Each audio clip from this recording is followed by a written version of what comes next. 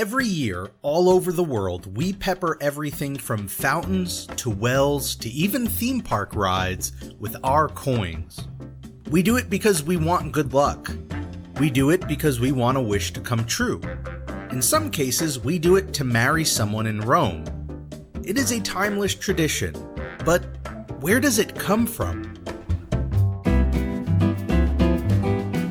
The practice of throwing coins into water dates back thousands of years, and as is often the case when you go back that far, it's extremely difficult to pinpoint an exact moment. Some of the earliest writings about the topic, however, come from a man named Gaius Caecilius, also known as Pliny the Younger. He was a Roman official and writer, born in the year 61. Right towards the beginning of the 2nd century, he published 9 books comprised of letters he had written. Those letters covered all sorts of topics. It was kind of like an ancient Roman blog. In one, he mentions, quote, "Several separate springs converge into a broad still pool. There the water, clear as glass, allows you to see gleaming pebbles on the bottom and the coins that people have thrown in." You see, back then, clean water was extremely valuable and important. I mean, it still is extremely valuable and important today, but technology has made it easier, especially here in the first world, to get access to clean water. Back then, not so much. So it's believed that people began to throw offerings into clean springs as a form of tribute and thanks to the gods for the clean water they were given.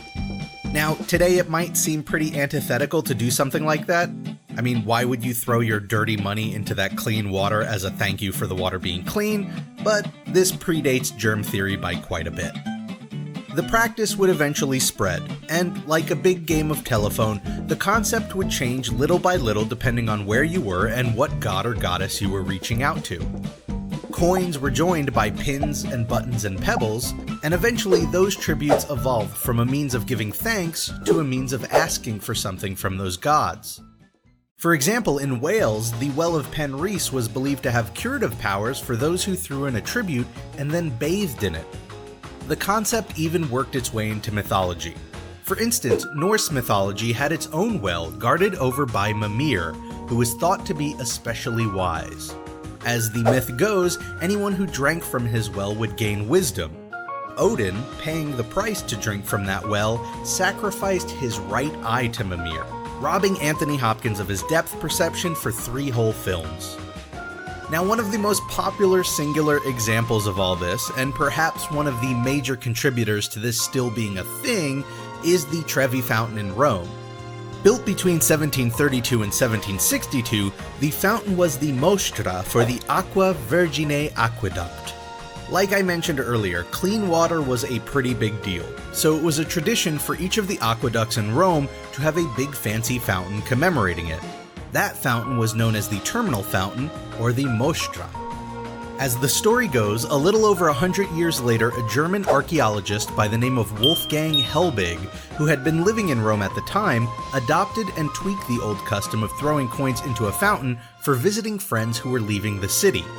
Instead of good luck or health or fortune, throwing a coin into the fountain over your shoulder would help ensure a future return to the city of Rome.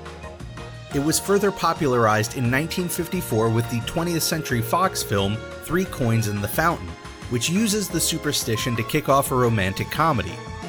The extension of that tradition is that if you throw a second coin in, you'll find love, and if you throw a third coin in, you'll have a Roman wedding. Since the 1950s, the tradition has continued, and that means a lot of spare change.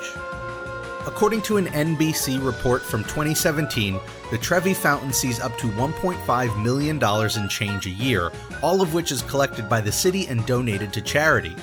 The fountains at Minnesota's Mall of America see up to $24,000 a year, which is donated to various nonprofits that can apply for a piece of the change. Back in 2014, Disney had collected $18,000 from the fountains and water rides around the parks and donated it to a Central Florida organization called Community-Based Care. Even smaller fountains in major tourist destinations like Vegas can sometimes end up with over $10,000 in change every year. Oftentimes, when the fountain is less lucrative, the money goes directly towards funding the upkeep of that very fountain. What started as a unique thank you gesture nearly 2,000 years ago has become a worldwide tradition. And while throwing that coin into the fountain might not always get you that wish or Roman wedding, it often goes towards one good cause or another. So in an interesting twist, the next time you toss a coin into that fountain, you might just be granting someone else their wish.